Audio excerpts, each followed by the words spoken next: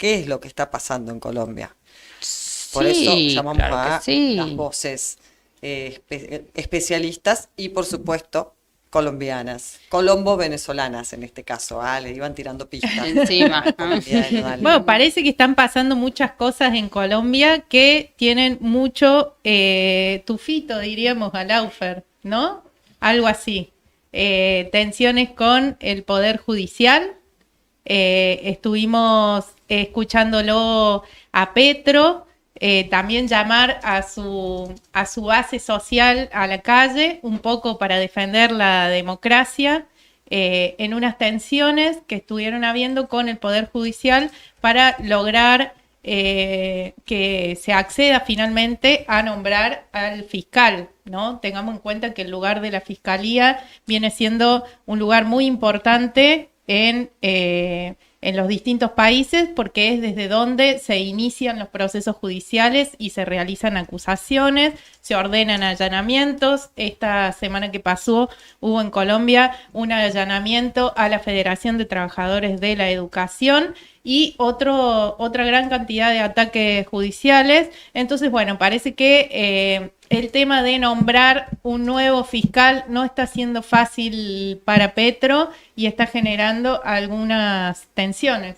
¿Qué más contamos, Solange? Algunas tensiones importantes, ¿no? Porque vos bien decías, digo, cuando uno empieza a observar la trayectoria de los hechos, qué está pasando, los acontecimientos, y entonces encuentra rápidamente que un primer golpe judicial mediático, recordemos que en el Lawfare, en esta estrategia del presente siglo, se combinan el poder de fuego que tiene el poder judicial, no, bueno, el partido judicial, algunos ya directamente denominan por cómo opera en el marco de la política, de las políticas nacionales, pero digo, y el poder mediático, ¿no? Y entonces recordemos que uno de los primeros golpes contra Petro fue la acusación a su hijo mayor en un caso de supuesto narcotráfico, si no recuerdo mal. Malversación de fondos. Sí, Claro, corrupción, pero creo que lo ligaron al narcotráfico. Digo, y yo recuerdo esto que era muy llamativo. En los medios colombianos de oposición titulaban el hijo del guerrillero, ¿no? El hijo corrupto del guerrillero. O sea, ahí hay un mensaje clarísimo. Por otro lado, esto que decía Jime, el reciente conflicto de la Fiscalía General, pero además hubo la destitución o la suspensión de un canciller, también por un supuesto caso judicializado. Por un lado la justicia, y bueno, que implicó esto el allanamiento a la federación que comentabas, y por otro lado lo que vemos, bueno, es que hubo movilizaciones justamente en este marco, las movilizaciones populares en sostén a Petro, al gobierno de Petro, y también denunciando estas maniobras, están apareciendo en escena. Y otra cuestión que es parte de la escena tiene que ver con el avance del proceso de diálogos de paz, tanto con el Ejército de Liberación Nacional, el ELN, como con una fracción que se denomina Estado Mayor Central. Tienen distintas mesas, pero digo, se avanza, el gobierno con la mediación de Cuba, en el caso del ELN, bueno, ya ha podido. Están negociaciones permanentes, pero lo cierto es que hay un proceso que está sucediendo, al menos no está cortado, para lograr el cese al fuego, sí, o del fuego. Y agrego ahí, Sol, que Sí. también la primera semana de febrero, con ocasión de este proceso de diálogos de paz que se vienen desarrollando en Colombia, la primera semana de febrero se reunió el Consejo de Seguridad de la ONU en Colombia, justamente para como una misión de verificación de este proceso, ¿no? Así que bueno, ha estado movido enero y febrero Sube Colombia. la temperatura. Algunos otros acontecimientos que hemos estado viendo y siguiendo de cerca en este último tiempo es también Colombia en el mundo, ¿no? Porque, bueno, Petro fue nominado fue nominado para recibir el Premio Nobel de la Paz. Nominado, ¿no? Pero, bueno, no es menor. Y por otro lado, también tuvo algunos cruces con Javier Milei, el presidente de Argentina. Bueno, Milei lo llamó comunista, bueno, Asesino, algunas comunista, asesino, asesino. sí. Así que bueno, por eso Petro llama a consulta al embajador. Y lo último, o que no es lo último, pero que cuando charlábamos para venir acá a contarles a ustedes, nos parecía muy importante, ha sido todo el fuerte posicionamiento, la claridad que ha tenido Gustavo Petro respecto del conflicto, que no es conflicto, digo, Pedro lo decía recién, la masacre que está llevando adelante Israel contra el pueblo palestino de una manera indiscriminada, masiva, atroz. Petro ha sido muy claro al respecto en su posición en contra del accionar del gobierno de Israel e incluso ha tenido reuniones con autoridades palestinas para ofrecer cooperación, para ofrecer fortalecer esas relaciones bilaterales, lo cual no es menor, porque es un momento jugado, un momento donde todo el teatro internacional tiene sus ojos puestos en lo que está sucediendo en Palestina y también en el rol que está teniendo, sin ninguna duda, Petro, como bien decía Pedro hace un rato, ¿no? Ahí palo a palo con Lula. Entonces, bueno, nos pareció importante traerlo. Bueno, evidentemente muchas cosas y bueno, aquí estamos viendo también que todo ese accionar trae tensiones. Trae En ese tensiones, claro que sí. También. Bueno, podríamos contar un poquito algunas cosas que el gobierno de Petro llevó adelante. El año pasado se cumplió un año de gobierno, sí, ¿verdad? Sí, y bueno, entre todas las cosas que se llevaron adelante, bueno, el inicio de este proceso de diálogos, de paz, realmente ha sido un proceso, bueno, difícil de llevar adelante, pero también muy importante. Por otro lado, veíamos que Petro empujó una reforma tributaria que implicó hacer que las contribuciones fiscales sean menos regresivas, es decir, lograr que haya aportes de los sectores que concentran mayores recursos.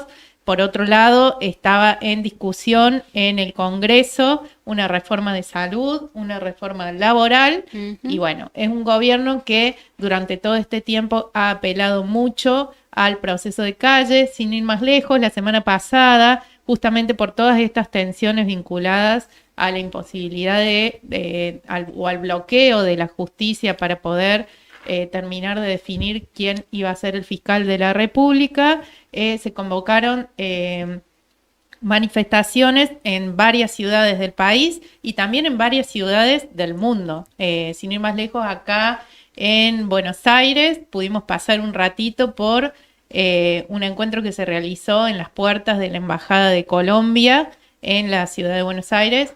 Y bueno, por ahí, si quieren podemos mostrar. Ay, sí, un videíto. Pongámoslo. No sé si nuestra querida operadora lo tiene a mano. La saludamos a Ixa Bárbara Cayetana Reyes. No habíamos saludado. Hola, Jimena, ¿viste, Jimena, qué gusto por quemarte los nombres que tiene? Lo quiero decir públicamente. Y bueno, pero si la gente tiene nombre, está bien que se gusten. Y pero, escuchame, vos que sabés si le gusta. Y vos te mandas todo el documento completo. No te lo puedo perdonar, Jimena, te puedo perdonar un montón de cosas, pero Solange me ha quedado. Solange. Te faltó decir María Solange, que en realidad es el nombre completo. ¿Quién no tiene una María en el nombre? No, por supuesto, yo nací el 8 del Día de la Virgen. En Mirá la parte cómo me veía dice, ahí les voy a ayudar, chicas, en la parte que dice bloque 2 Colombia, video, ahí.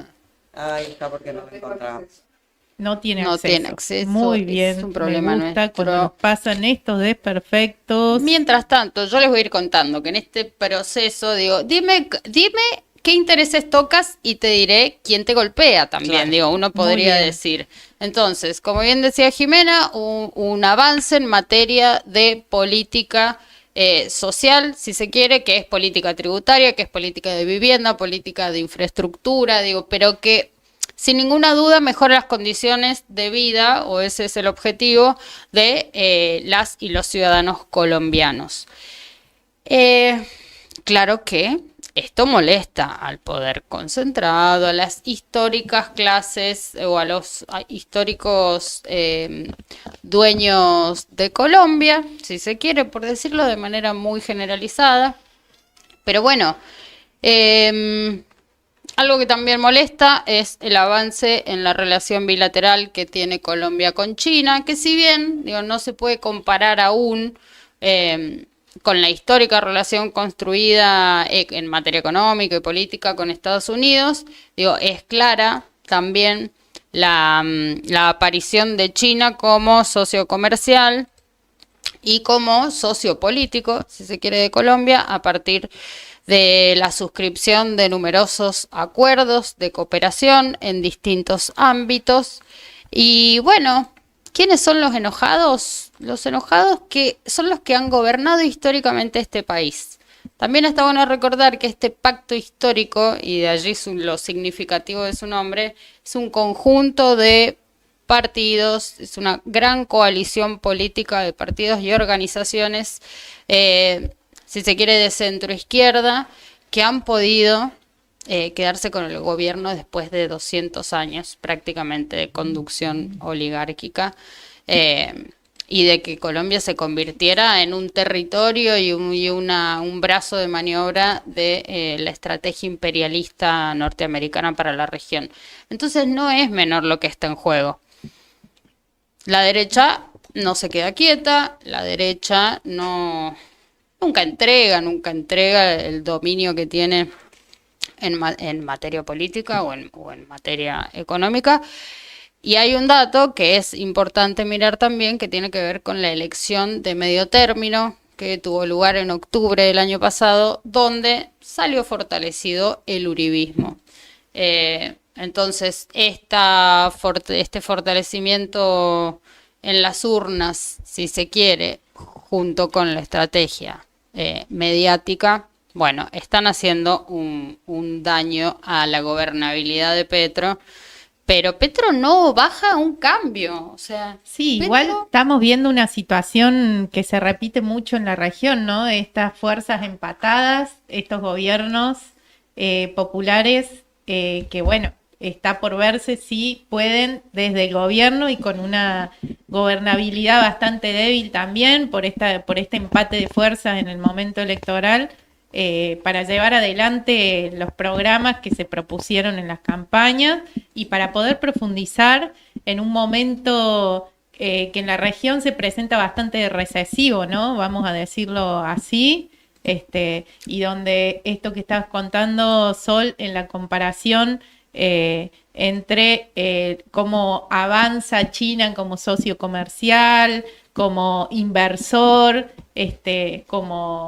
como nuevo actor en la región, va generando también muchas tensiones y muchas disputas a nivel territorial. Así que bueno, en esas andas, nuestra querida Colombia, de la República Bolivariana también, como lo fue Venezuela, en un ratito sí logramos conectarnos. Ahora sí, ya estamos, ¿no? Bueno. Está. A mí lo que me encanta de Petro, chicas, sí es que no es... Ah, bueno, se está acomodando, se está acomodando, preparando, pero sí. Podemos irla presentando, Pero ¿no? sí. ¿De quién estamos hablando? Vamos a Elisa. estar conversando con María Fernanda Barreto, que es escritora colombo-venezolana y directora de la plataforma digital Huele a Azufre. Y nos va a estar comentando en detalle y analizando, por supuesto, qué es lo que hay detrás, ¿no? de este ataque judicial, de esta guerra judicial en Colombia contra el gobierno de Gustavo Petro, y un poco, bueno, resaltar estas dimes y diretes que siempre desde la justicia y los medios de comunicación se encargan de llevar adelante, y por supuesto sectores de la política de cada país, ¿no? Que se encargan de llevar adelante, para entorpecer los gobiernos que de alguna manera tocan intereses que no son precisamente los intereses que persiguen ciertos sectores, ¿no? Poderosos. Y ya que estamos ahí al ladito, también le vamos a hacer alguna preguntita sobre Venezuela. También ¿o vamos no? a estar conversando sobre Venezuela, sí, porque también está que arde. Está que arde la cosa. Bueno, ya lo tenemos, Ahora nos sí. dicen ahí. Ya estamos, a ver. Estás por ahí, Mafi querida. María Fernanda Barreto, Hola, ¿qué hola. tal? Ahí está. ¿Cómo están, queridas compañeras? Qué gusto estar también acompañada.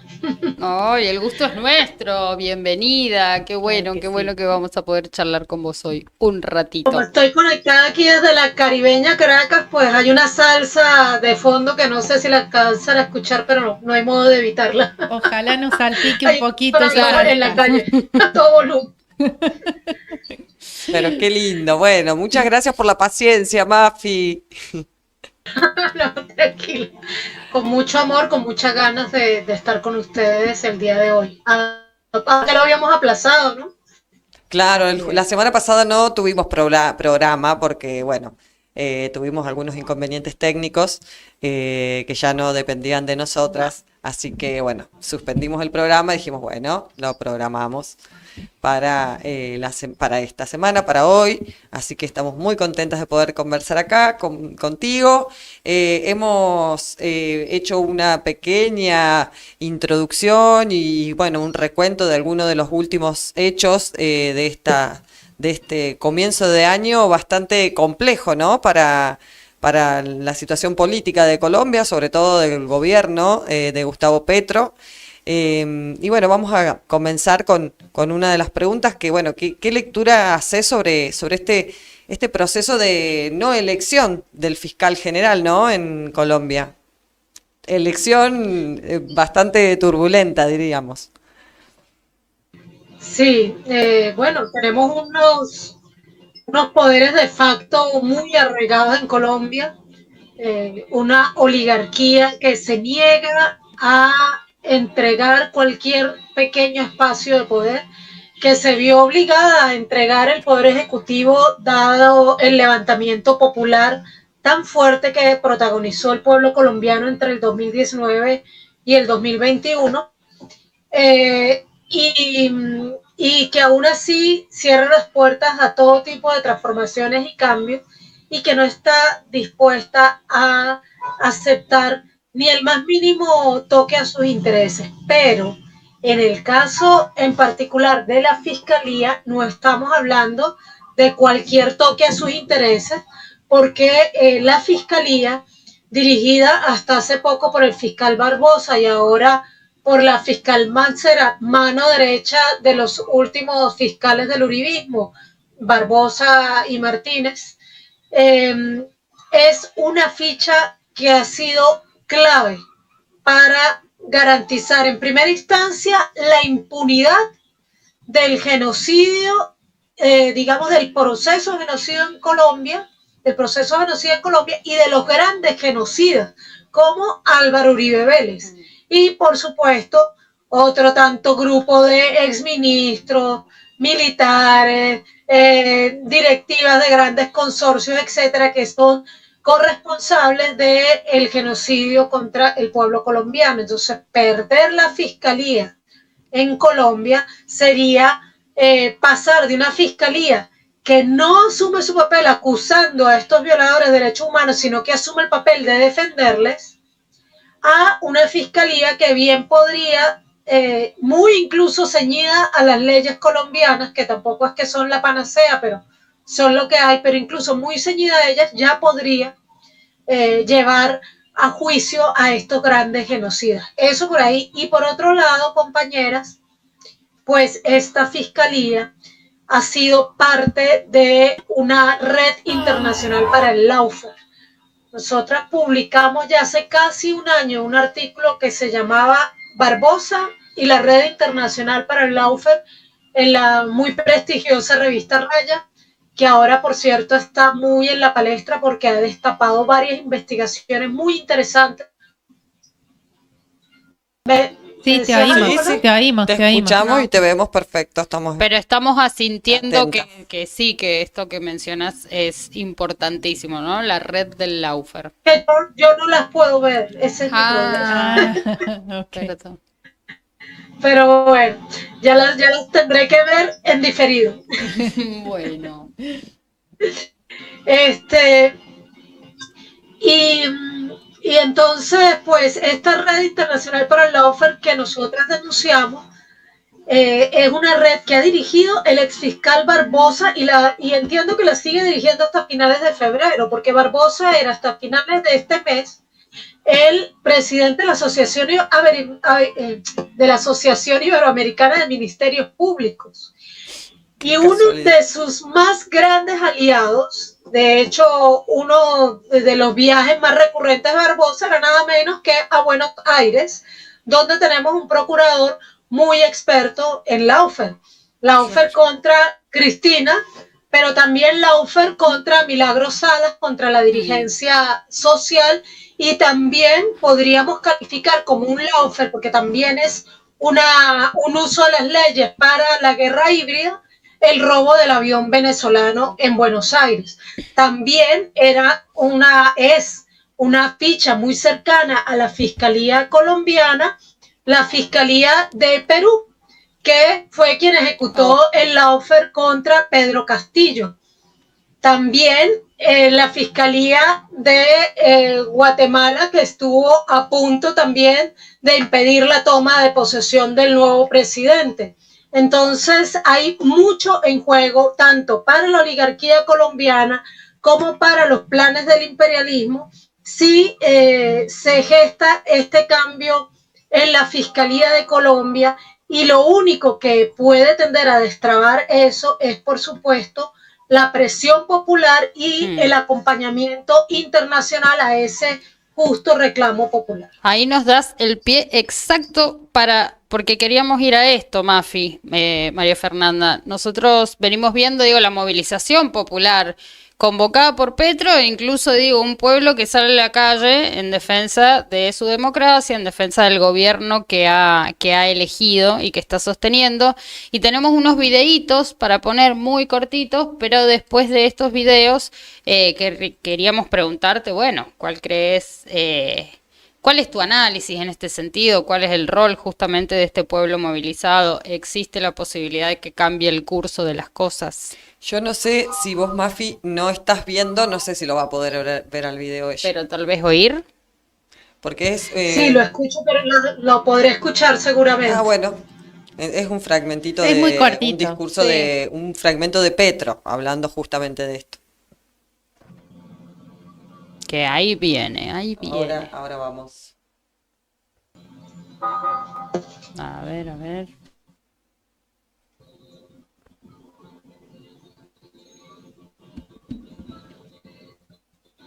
Con cierta... Al presidente le corresponde la función constitucional de entregar una terna de fiscales, lo que dice la Constitución. En tiempos pasados, si en la terna iba alguien del que se podía dudar con cierta credibilidad de que estuviese ligado a intereses políticos o a intereses criminales en la corrupción, como peor aún en el narcotráfico, nunca había problema. El único problema ha aparecido si en la terna hay personas decentes. Qué paradoja de la vida colombiana. Ahí sí hay un problema. Proviene de sectores ajenos a la justicia, incluso. Proviene de sectores en los medios de comunicación, en ciertos poderes fácticos que tienen una campaña y una razón: impedir que la Constitución se aplique y que pueda haber un fiscal de la terna del actual presidente y por tanto de las personas decentes. El problema de ayer de esta información, mentirosa, porque no hubo ningún magistrado herido, no hubo ningún magistrado sacado en helicóptero y no hubo un secuestro. Siempre pudieron salir y entrar como quisieran. Es más, no salieron porque ellos le dijeron al general de la policía que no querían salir, sino que iban a trabajar más hasta la hora que Ya no la vemos. Ahí está.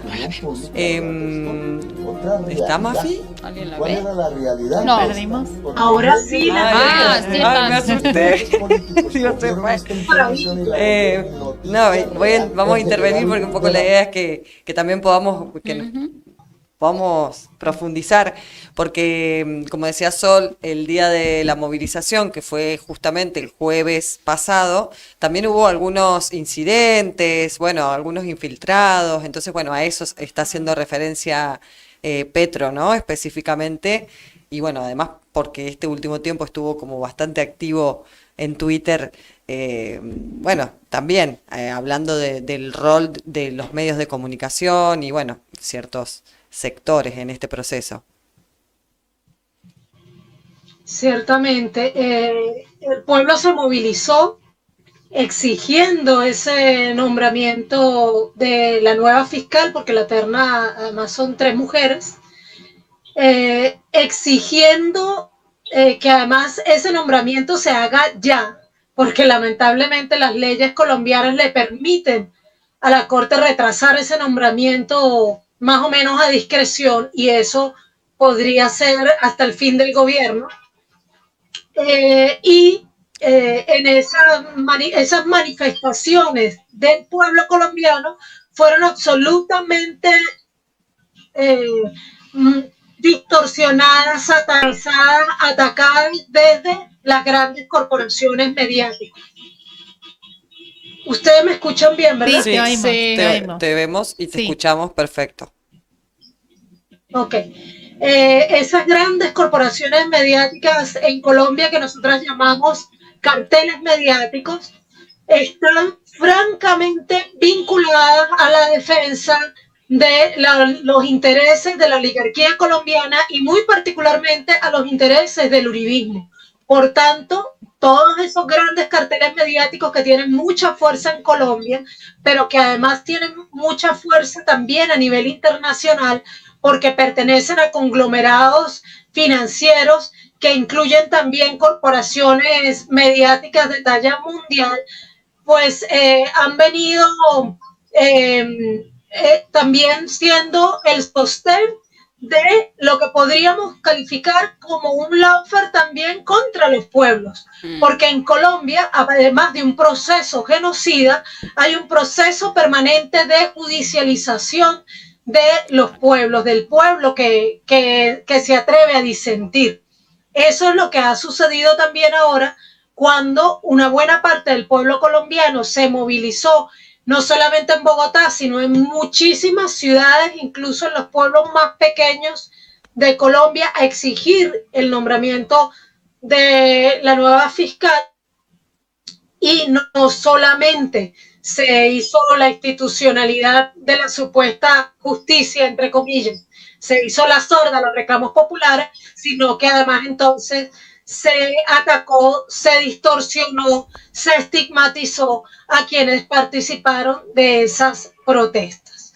Está muy claro, es muy evidente que estas mafias mediáticas también están interesadas en que se extienda la impunidad en Colombia, porque una fiscalía que pudiera realmente ir más allá incluso de lo que estamos habituados en Colombia, una fiscalía que realmente pudiera preocuparse por defender los intereses y los derechos de los más débiles de Colombia, de la mayoría de la población de Colombia, muy probablemente tendría también mucho que decir sobre las operaciones permanentes de estas mafias de los carteles mediáticos colombianos, que también han venido legitimando el proceso genocida contra el pueblo. Así es, Mafi. También vemos que la justicia ha sido un resorte importante también para emitir acusaciones en contra del presidente, de su familia. Bueno, un poco ahí hemos venido observando cómo opera ese mecanismo a nivel colombiano, pero también, como estás diciendo, a nivel regional. Y bueno, evidentemente hay cuestiones que no hay un interés de que avancen. Justamente en ese punto queríamos preguntarte por un proceso que con sus particularidades viene avanzando, y son los procesos de diálogo por la paz. Entonces, bueno, un poco también preguntarte, ya saltando un poco de tema, ¿cómo ves o qué lectura tenés de cómo viene avanzando ese proceso en Colombia? Bueno, el proceso viene avanzando quizás un poco lentamente, pero es tal el trabajo que podría llevar construir la paz en Colombia, que creo que no hay otro modo de hacerlo más acelerado. Hasta ahora, el proceso de diálogo más avanzado es el que se lleva adelante con la principal organización insurgente de Colombia y de nuestra América, que es el Ejército de Liberación Nacional, y ahora se ha incorporado también a este proceso la segunda Marquetalia, que es una, digamos, organización que proviene de las antiguas FARC. Hay otro proceso de diálogo con un Estado Mayor Central de las FARC, pero que yo no considero como parte del proceso de diálogo con las insurgencias, porque estas llamadas disidencias de la FARC o Estado Mayor Central se han imbricado tanto con los grupos paramilitares, con las propias fuerzas militares colombianas y con las propias fuerzas militares estadounidenses, que evidentemente está muy lejos de lo que uno podría llamar insurgencias. Entonces, estos dos procesos, el proceso con la segunda Marquetalia está apenas comenzando, hace tal vez cerca de 15 días, y el proceso con el ELN terminó un ciclo más en La Habana. Sufrió muchos ataques, por cierto, también de parte de la Fiscalía, del fiscal Barbosa. Sufrió también muchos y vive sufriendo muchos ataques el proceso en sí mismo, pues, de estos carteles mediáticos, pero sigue en pie, sigue apostando a que se retome la participación popular, que por algún tiempo estuvo un poco suspendida por la crisis que atravesó esa mesa de diálogos, que afortunadamente parece haber superado, y lo que está avanzando por ahora en este proceso de diálogos con las insurgencias y de diálogos para acogimiento a la justicia con las organizaciones, grupos paramilitares, porque ya uno no sabe ni cómo llamarles, es los procesos de ceses bilaterales al fuego, y esos ceses bilaterales pues repercuten inmediatamente en una disminución en la intensidad del conflicto en los territorios, que es muy importante para el pueblo colombiano, pero que obviamente no es suficiente para hablar de que hay avances reales hacia la paz. Los avances reales hacia la paz vendrían dados además por el desmonte del paramilitarismo, que es algo en lo que lamentablemente no se ha avanzado. Vendrían de la mano también de la ruptura con la injerencia política, militar y económica de los Estados Unidos en Colombia, tema en el que tampoco se ha avanzado, y también vendría de la mano de las reformas y todas las transformaciones sociales, económicas, que algunas de ellas, por lo menos el principio, eso que serían unas reformas básicas que el gobierno de Petro ha tratado de sacar adelante, pues sufren los mismos ataques de parte de algunos sectores del propio Poder Legislativo, de parte de los poderes locales, de parte de las mafias, las corporaciones mediáticas, de los grupos económicos y de la Fiscalía y de la Contraloría, que por cierto ya logró esta Contraloría, que es muy afín a la Fiscalía, ya logró la destitución por 3 meses, nada más y nada menos que del canciller. Pero además, compañeras, continuando con esta laufe que les decía yo contra el pueblo, la Fiscalía allanó las oficinas del principal sindicato del país. Así un sindicato que tiene nada más y nada menos que más de 1.100 víctimas en este proceso genocida en Colombia, víctimas mortales. Más de 1.100 educadores y educadoras que han sido asesinados y asesinadas en la guerra en Colombia, y que ahora nuevamente son victimizados por estos poderes que se hacen llamar justicia. Y aquí quería apuntar algo. Néstor Cohen hace un llamado que a mí siempre me parece importantísimo a no llamar justicia a estos sistemas judiciales. Me gusta mucho más como ustedes los llaman el partido judicial, porque tristemente eso es lo que son cada vez más en nuestra América. Son partidos judiciales que ejecutan la oferta contra cualquier mínima posibilidad de incidencia. Muy interesante, el gobierno actual en Colombia no es un gobierno revolucionario, es un gobierno progresista y aún así está sufriendo los más terribles ataques de parte de ese partido judicial. Muy interesante esto que nos comentás, Mafi, porque bueno, justamente en esta región ya hemos visto pasar por aquí los partidos militares y ahora nos toca ver pasar los partidos judiciales y bueno, un poco también el grado de encorsetamiento de estos gobiernos que, como vos decís, todavía no pueden llamarse gobiernos transformadores porque no pueden avanzar ni un pequeño paso, que ya se encuentran de frente con todas estas trabas.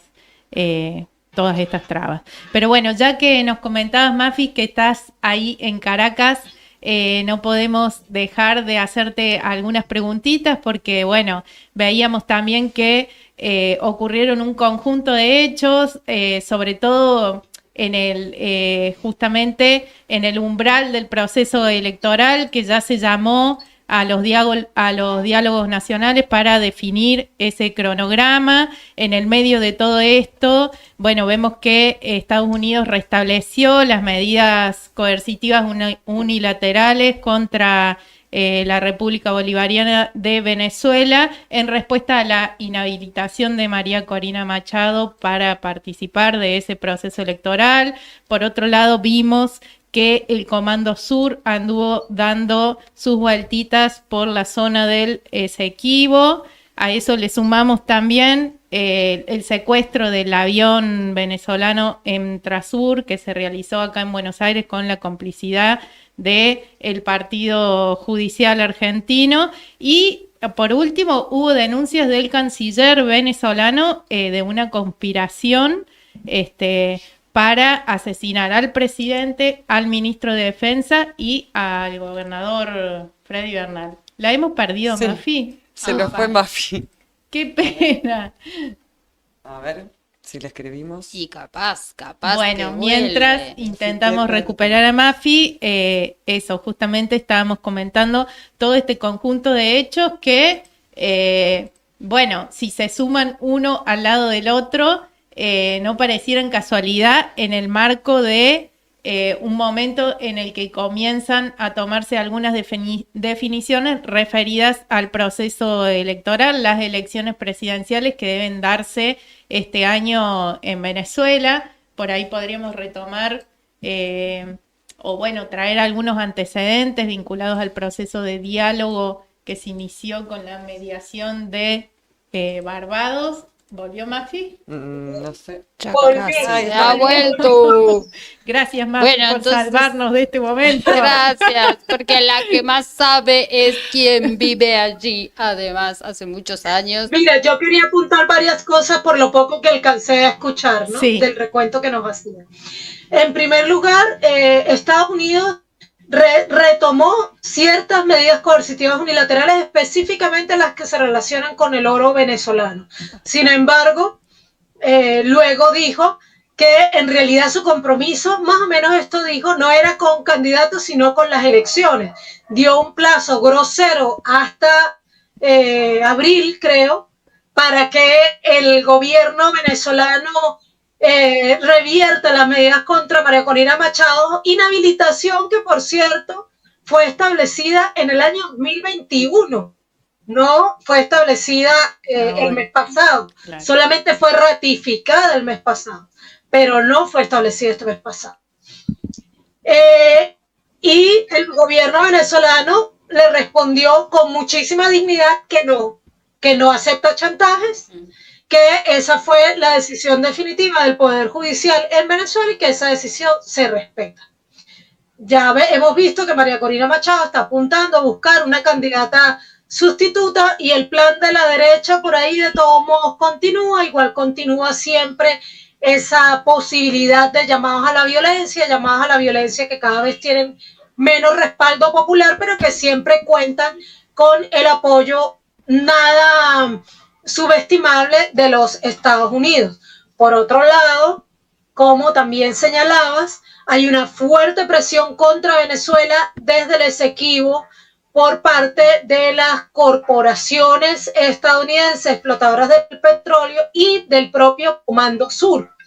Esa presión que viene desde lo político, que también pretende configurar un lawfare contra Venezuela y su integridad territorial a través de la Corte Internacional de Justicia, pues también recibió una respuesta muy digna, en este caso de la Fuerza Armada Nacional Bolivariana y del propio ministro del Poder Popular para la Defensa, diciendo que sencillamente no van a ceder ese territorio venezolano y que la respuesta será la que deba ser ante las circunstancias de que ExxonMobil se atreva a iniciar realmente las actividades en el territorio, bueno, en este caso en las aguas en disputa. A esto pues la ExxonMobil dijo que en ningún momento estaba planificado explorar en esas aguas. No sabemos si reculó, digamos, o si simplemente está escondiendo la verdad, ¿no? Y toda esta situación se suma a la misma presión contra Gustavo Petro, porque eso también ahí se está aumentando la presión contra Venezuela. Recordemos que uno de los primeros logros de Gustavo Petro fue restablecer las relaciones con Venezuela. Correcto. Entonces, ahí también se está amenazando a Venezuela. Además, el presidente Nicolás Maduro a principios de enero también denunció 5 atentados terroristas que fueron desmantelados el año pasado y todos planificados por la DEA y la CIA desde el territorio colombiano con colaboración de la inteligencia colombiana. Entonces, la situación en Venezuela sigue siendo difícil, pero la dignidad del pueblo venezolano y en este caso de las instituciones venezolanas, la defensa de la soberanía de parte del Tribunal Supremo de Justicia, de parte de la Fiscalía General de la Nación y de parte del Poder Ejecutivo y Legislativo del país, cerró fila junto al Poder Popular para la defensa de la soberanía venezolana, y eso a mí me enorgullece mucho.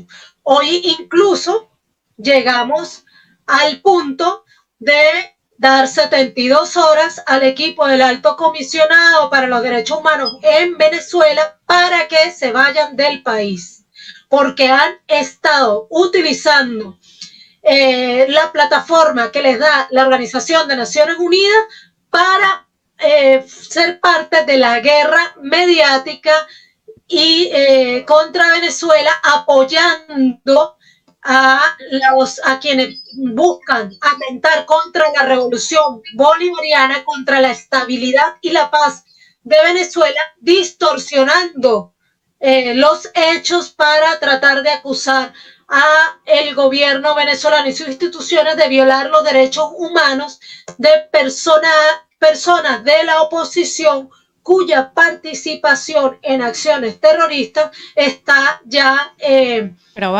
demostrada vía, vía incluso de la confesión de muchos de los partícipes que fueron capturados y que acusaron directamente a estas personas de ser parte de esas operaciones. Entonces, si en Estados Unidos, como lo dice constantemente el canciller, o en Colombia misma, o en Argentina, alguien formará parte de una actividad realmente configurada con militares, con acciones bélicas para acabar con el presidente de la República y dar un golpe de Estado en alguno de estos países, la respuesta sería inmediata, sería en el caso de Estados Unidos y de Colombia muchísimo más fuerte de lo que es en Venezuela, y contaría con los carteles mediáticos respaldando cualquier acción legal contra esta gente. Pero como es Venezuela, entonces se le acusa de violar derechos humanos, y bueno, ya eso hizo que hoy la Cancillería sacara un comunicado donde se le da 72 horas a ese equipo del Alto Comisionado para la Paz de la Organización de Naciones Unidas para salir del país, y dice, perdóneme que me extienda tanto, pero dice algo muy interesante, que me hizo sentir aún más orgullosa. Y es que recalca la inoperancia de esa misma oficina ante el brutal genocidio que está cometiendo Israel en Palestina. Entonces, ¿cómo también es posible tan inoperante para detener, incluso para simplemente denunciar ese genocidio, y opera maravillosamente para apoyar acciones terroristas en Venezuela que tienden a desestabilizar al país y que tienden a llevar al país hacia una guerra, o al menos esa es su aspiración? Así es, así vemos, María Fernanda, la doble vara con la que se manejan, la doble vara moral con la que se manejan estos organismos internacionales, que dicho sea de paso, tampoco contemplan que María Corina Machado fue una persona que en su momento participó de planes golpistas y también pidió abiertamente intervenciones extranjeras para su propio país.